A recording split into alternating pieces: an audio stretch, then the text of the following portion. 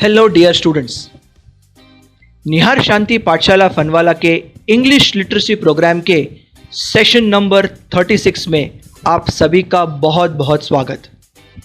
इस सेशन में हम एक बहुत ही महत्वपूर्ण कॉन्सेप्ट पढ़ने वाले हैं जिसका नाम है पावर वर्ड वन।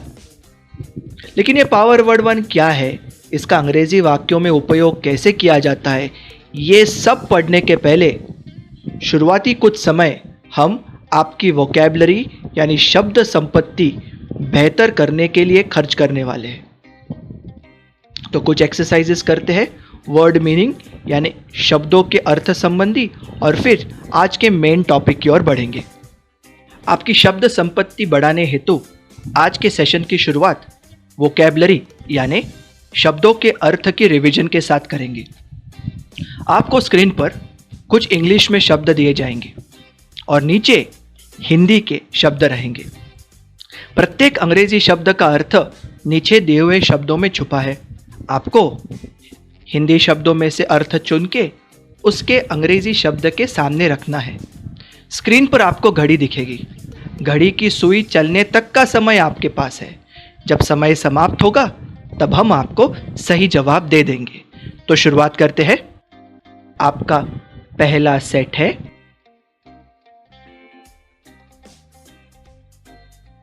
सही जवाब है वेजिटेबल्स सब्जियां, अनियंस प्याज, एक अनियन अनेक अनियंस, टोमेटो टमाटर, पोटैटो आलू, ब्रिंजॉल बैंगन। Set number 2।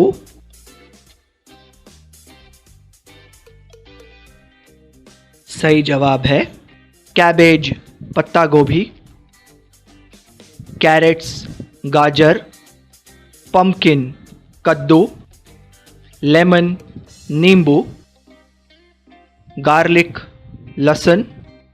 Set number 3।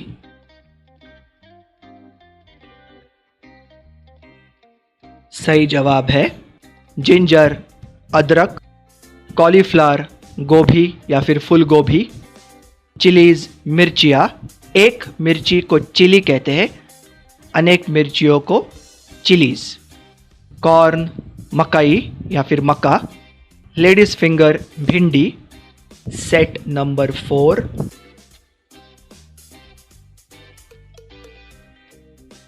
सही जवाब है फ्रेश ताज़ी, स्टेल बासी। Set number 5।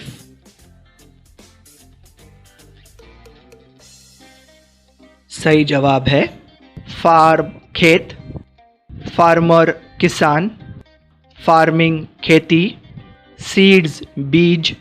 Set number 6।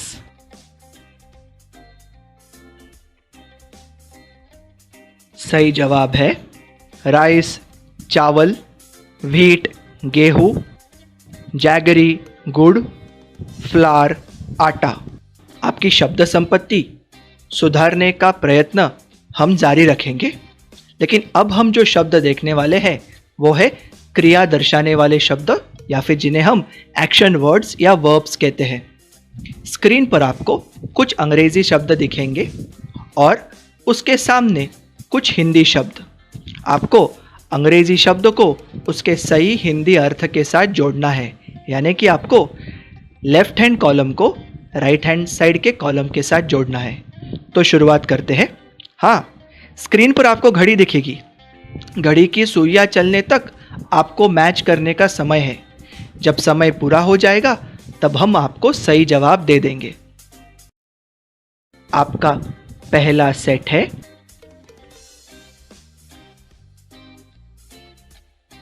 सही जवाब है उत्तर देना, आस्क पूछना, ब्लेस आशीर्वाद देना, कैरी ढोना या फिर ले जाना, क्लैप ताली बजाना।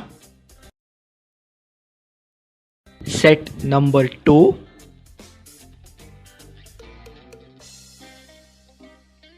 सही जवाब है कलेक्ट इकट्ठा करना, कंप्लीट पूर्ण करना, कंटिन्यू जारी रखना, कॉपी नकल करना या फिर नकल उतारना।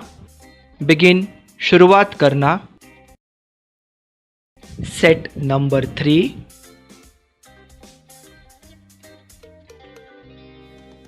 सही जवाब है बेंड, मोड़ना।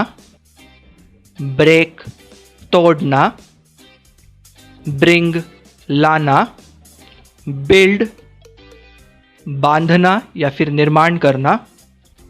बाय, खरीदना। सेट नंबर 5,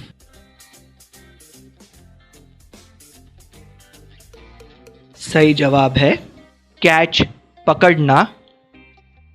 चूज, चुनना। फॉरगिव, माफ करना। कट, काटना। डू, करना। स्टूडेंट्स, पिछले कुछ मिनटों में हमने सारे के सारे प्रोनाउंस यानी कि कुल मिलाकर 21 प्रोनाउंस की रिवीजन की। उसके अलावा आपने मुझे लगभग 52 इंग्लिश वर्ड्स के हिंदी अर्थ बताए। और इसके बाद हम थोड़ा और आगे बढ़ते हैं एक ऐसे महत्वपूर्ण कॉन्सेप्ट के रिवीजन की ओर जिस कॉन्सेप्ट का नाम है प्रेपोजिशंस। कैसे करेंगे? Same, match the column. आपके सामने स्क्रीन पर एक एक करके कुछ सेट ऑफ वर्ड्स आएंगे। लेफ्ट हैंड साइड में इंग्लिश, राइट हैंड साइड में हिंदी। आपको इंग्लिश शब्दों का सही हिंदी अर्थ चुनना है।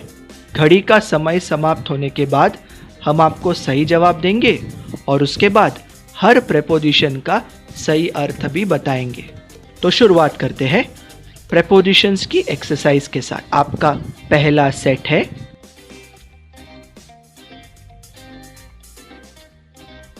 उत्तर है बिहाइंड द ट्री, पेड़ के पीछे। In front of the tree, पेड़ के आगे। टूवर्ड्स द ट्री, पेड़ की ओर। प्रेपोजिशंस के अर्थ बने बिहाइंड के पीछे, इन फ्रंट ऑफ के आगे, टूवर्ड्स की ओर। सेट नंबर 2,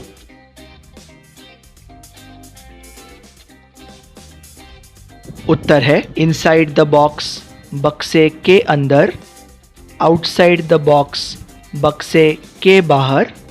तो इनसाइड और आउटसाइड इस प्रेपोजिशंस के अर्थ बने इनसाइड के अंदर, आउटसाइड के बाहर। Set number 3,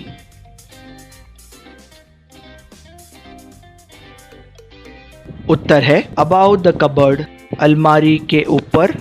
under the cupboard, अलमारी के नीचे। ओवर द कबर्ड, अलमारी के ऊपर से। तो प्रेपोजिशंस के अर्थ बने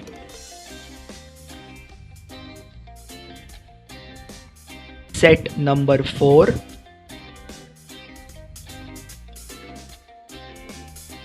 उत्तर है इन द पॉट, मटके में। ऑन द पॉट, मटके पर। इनटू द पॉट, मटके के अंदर। On top of the pot, मटके के ऊपर। तो इन 4 प्रेपोजिशंस के अर्थ बने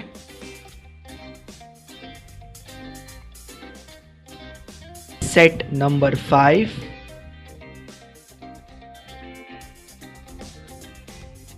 उत्तर है आफ्टर 9 PM, रात के 9 बजे के बाद।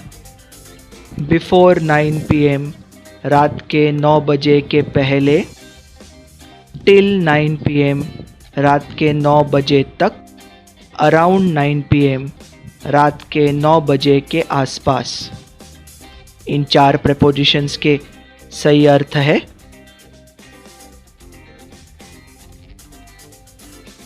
सेट नंबर 6,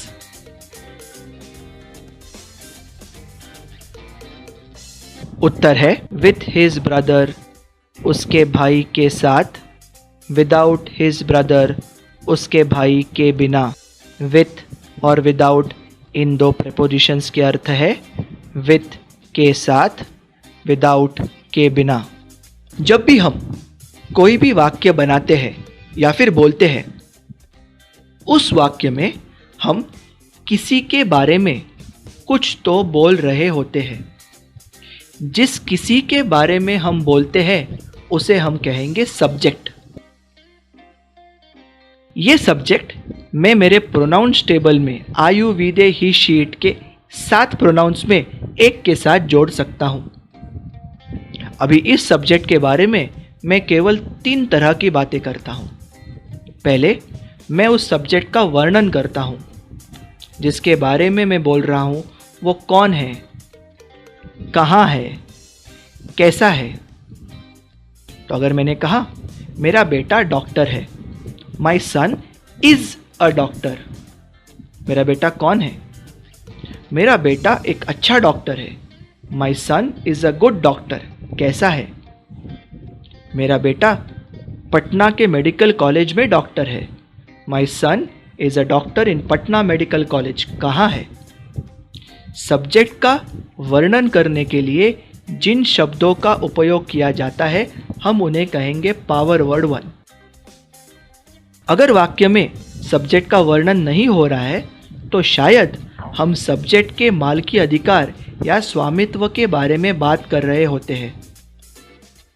जिसके बारे में बात कर रहे हैं उसको क्या है या उसके पास क्या है, इसकी टिप्पणी हम करते हैं। उदाहरण, मुझे 2 बेटे हैं। यहाँ पर मैं अपने स्वामित्व की बात कर रहा हूँ। I have 2 sons. मेरे 2 बेटों के पास 4 गाड़ियाँ हैं। My 2 sons have 4 cars. अब मैं मेरे 2 बेटों के मालकी अधिकार की बात कर रहा हूँ। जब वाक्य में सब्जेक्ट के मालकी अधिकार या स्वामित्व की बात हो रही है तब जिन शब्दों का उपयोग किया जाता है उन्हें हम कहते हैं पावर वर्ड 2। और अगर वाक्य में वर्णन भी नहीं हो रहा है, मालकी अधिकार की बात भी नहीं हो रही है, तो फिर हम सब्जेक्ट क्या करता है इस पर टिप्पणी करते हैं। और ये बताने के लिए जिन शब्दों का उपयोग किया जाता है वो है एक्शन वर्ड। सैकड़ों एक्शन वर्ड्स है। ईट खाना, स्लीप सोना, ड्रिंक पीना, स्टडी पढ़ना, टीच सिखाना। पावर वर्ड 1, पावर वर्ड 2 और एक्शन वर्ड, इन तीनों शब्दों को मिलाकर इंग्लिश लिटरेसी प्रोग्राम में हम इन तीनों को एंकर वर्ड ऐसे कहते हैं। एंकर वर्ड बहुत ही महत्वपूर्ण शब्द है। कोई भी वाक्य बनाने के लिए एंकर वर्ड की उपस्थिति आवश्यक है। एंकर वर्ड के बिना बनाया हुआ वाक्य गलत होता है। अगर आपके अंग्रेजी वाक्य में केवल पावर वर्ड 1 हुआ या केवल पावर वर्ड 2 हुआ या केवल एक्शन वर्ड हुआ, इन तीनों में से केवल एक ही, तो फिर उस वाक्य का काल सिंपल टेंस होता है। सिंपल प्रेजेंट भी हो सकता है, पास्ट भी हो सकता है और फ्यूचर भी। ये कौन तय करता है? उस एंकर वर्ड का जो काल वही वाक्य का काल। अगर आपके वाक्य में पावर वर्ड 1 है तो पावर वर्ड 1 का जो टेंस है वही संपूर्ण वाक्य का टेंस है। अगर आपके वाक्य में पावर वर्ड 2 है तो आपके पावर वर्ड 2 का जो टेंस वही संपूर्ण वाक्य का टेंस। और अगर आपके वाक्य में एक्शन वर्ड है तो एक्शन वर्ड का जो टेंस वही पूर्ण वाक्य का टेंस। तो एंकर वर्ड के बिना अंग्रेजी में वाक्य बनाना नामुमकिन, और एंकर वर्ड का जो टेंस वही वाक्य का टेंस।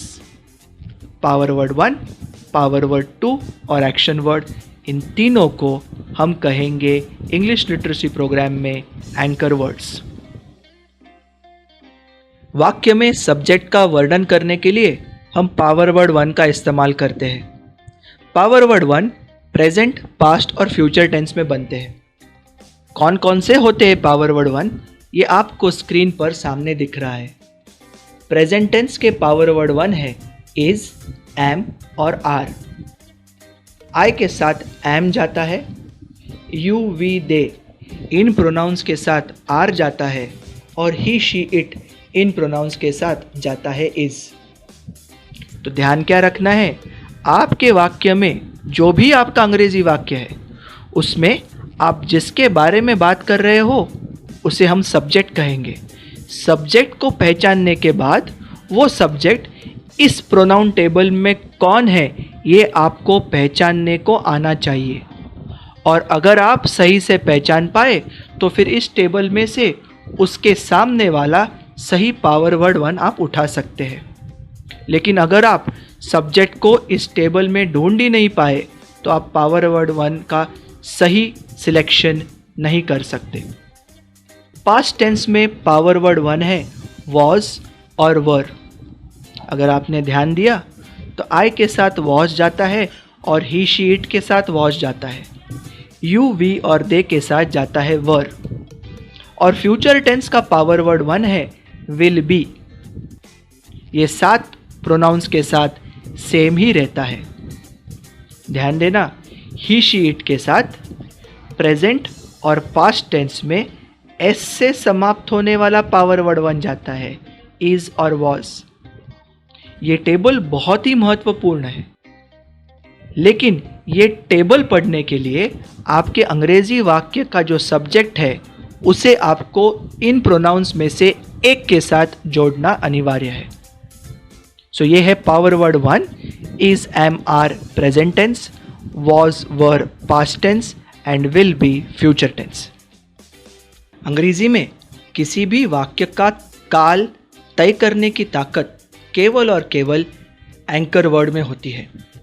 फिर वो एंकर वर्ड भले पावर वर्ड 1 हो, पावर वर्ड 2 हो या एक्शन वर्ड हो। अगर आपके अंग्रेजी वाक्यों में केवल पावर वर्ड 1 या फिर केवल पावर वर्ड 2 या फिर केवल एक्शन वर्ड रहा तो हम जानते हैं कि वो वाक्य सिंपल टेंस का होता है। फिर वो सिंपल प्रेजेंट भी हो सकता है, पास्ट भी हो सकता है और फ्यूचर भी हो सकता है। ये कौन तय करेगा? जो एंकर वर्ड का काल वही उसके वाक्य का काल। अब आपको स्क्रीन पर कुछ अंग्रेजी वाक्य दिखने वाले हैं। आपको प्रत्येक अंग्रेजी वाक्य का टेंस यानी कि काल पहचानना है। वाक्य कितना भी बड़ा हो, उसमें 6 शब्द रहे या फिर 60, हमको डरने की आवश्यकता नहीं। मुझे वाक्य का अर्थ पता भी न हो तभी भी मैं वाक्य का काल पहचान सकता हूँ, क्योंकि वाक्य का काल पहचानने के लिए मुझे वाक्य में केवल एंकर वर्ड को ढूंढना होता है। क्योंकि इस सेशन का हमारा फोकस पावर वर्ड 1 है, इसलिए आगे आने वाले सभी वाक्यों में केवल पावर वर्ड 1 है। स्क्रीन पर आपको एक एक वाक्य दिखेगा। आपका काम क्या है? प्रत्येक वाक्य में से पावर वर्ड 1 को ढूंढना है, उसे अंडरलाइन कीजिए। और उस पावर वर्ड 1 का जो काल है वही उस वाक्य का काल होने के चलते आप उस सेंटेंस का टेंस हमें बताइए। प्रत्येक वाक्य के लिए स्क्रीन पर आपको कुछ समय मिलेगा। जैसे ही आपका समय खत्म, हम आपको तुरंत जवाब दे देंगे। Sentence 1, India is a great country. Is power word 1, is का काल प्रेजेंट टेंस होने के चलते इस पूरे वाक्य का काल है simple present tense. Next, some vegetables were not fresh. इस वाक्य में पावर वर्ड 1 है वर पास्ट टेंस, इसलिए पूरे वाक्य का काल simple past tense. Next, mangoes are very expensive. इस वाक्य में पावर वर्ड 1 है आर प्रेजेंट टेंस, इसलिए पूरे वाक्य का काल simple present tense. Next, my teacher was from Goa. इस वाक्य में पावर वर्ड 1 है वॉज पास्ट टेंस, इसलिए पूरे वाक्य का काल है simple past tense. Next, cow's milk is good for our health. वाक्य में पावर वर्ड 1 है इज प्रेजेंट टेंस है, इसलिए वाक्य का काल simple present tense. Next, his toys were very expensive.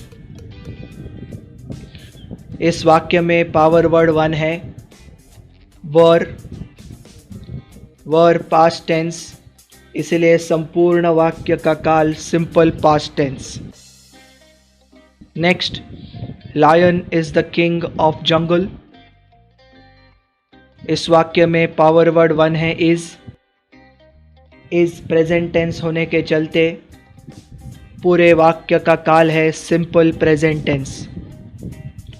Next, leaves are green in colour. इस वाक्य में पावर वर्ड वन है आर प्रेजेंट टेंस होने के चलते पूरे वाक्य का काल है simple present tense. Next, their house was not very far from the station. इस वाक्य में पावर वर्ड वन है वॉज पास्ट टेंस, इसलिए संपूर्ण वाक्य का काल सिंपल पास्ट टेंस। और एक लास्ट वाक्य लेते हैं, all the vegetables are fresh. इस वाक्य में पावर वर्ड वन है आर प्रेजेंट टेंस होने के चलते पूर्ण वाक्य का काल है सिंपल प्रेजेंट टेंस। अब आगे बढ़ते हैं एक थोड़ी सी मुश्किल एक्सरसाइज की ओर। अब आपको स्क्रीन पर एक साथ दो सेंटेंसेस दिखेंगे। इन दोनों में से केवल एक ही व्याकरण के अनुसार करेक्ट है, ग्रामेटिकली करेक्ट है।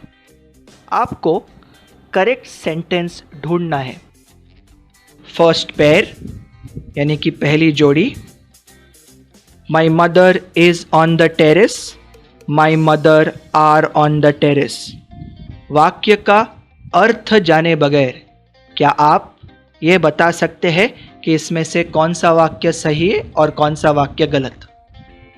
पहले वाक्य में पावर वर्ड वन है इज, दूसरे वाक्य में पावर वर्ड वन है आर। इन पावर वर्ड वन के पहले कौन से शब्द आए हैं? माई मदर यानी मेरी माँ। इस वाक्य में मेरी माँ के बारे में बात की जा रही है। पावर वर्ड वन को लग के उसके पहले जो शब्द आते हैं वो है सब्जेक्ट यानी कि कर्ता, जिसके बारे में वाक्य में बात की जा रही है। माई मदर मेरी माँ एक वचन स्त्री यानी प्रोनाउंस टेबल पे होता है शी के साथ पावर वर्ड वन कौन सा जाता है? इज। इसलिए सही वाक्य है पहला। नेक्स्ट पेयर यानी कि अगली जोड़ी, Sunday were the last day of the week, Sunday is the last day of the week. पहले वाक्य में पावर वर्ड वन है वर, दूसरे वाक्य में पावर वर्ड वन है इज। इस पावर वर्ड वन के पहले उसको लग के आने वाला शब्द होता है सब्जेक्ट। यहाँ पे सब्जेक्ट है संडे, संडे यानी प्रोनाउंस टेबल पे इट के साथ जाने वाला पावर वर्ड वन है इज, इसलिए सही वाक्य रहा Sunday is the last day of the week. अगली जोड़ी, next pair, December is the last month of the year और December are the last month of the year. पहले वाक्य में पावर वर्ड वन है इज, दूसरे वाक्य में पावर वर्ड वन है आर। पावर वर्ड वन को लग के उसके पहले आने वाला शब्द सब्जेक्ट। इस वाक्य में डिसम्बर मेरा सब्जेक्ट है, डिसम्बर यानी प्रोनाउंस टेबल पे इट के साथ इज जाता है, आर नहीं, इसलिए पहला वाक्य सही वाक्य। Next pair, there is 5 fingers on each hand,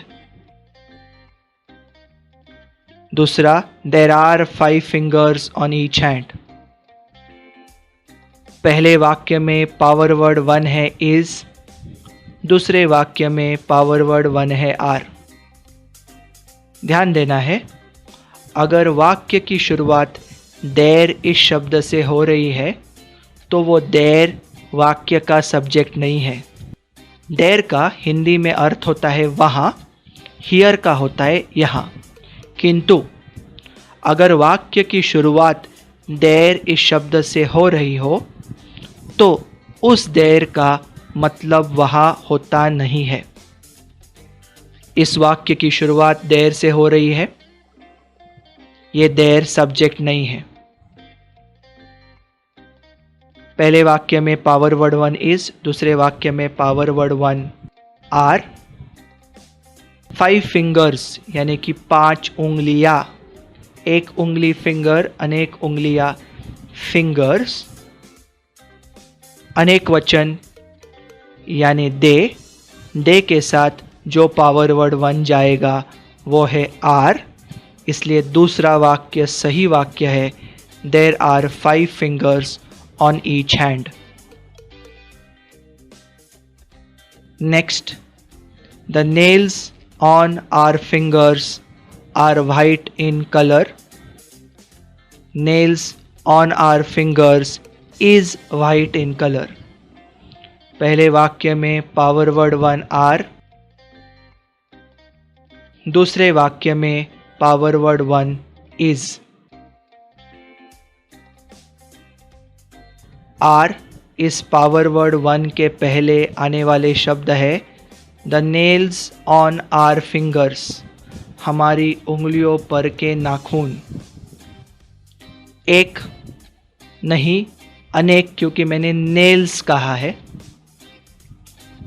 अनेक नाखून प्रोनाउंस टेबल पे दे के साथ जो पावर वर्ड 1 जाता है वो है आर, इसलिए सही वाक्य है पहला, the nails on our fingers are white in colour.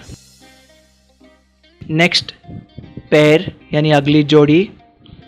There are an announcement on the radio about you. There is an announcement on the radio about you.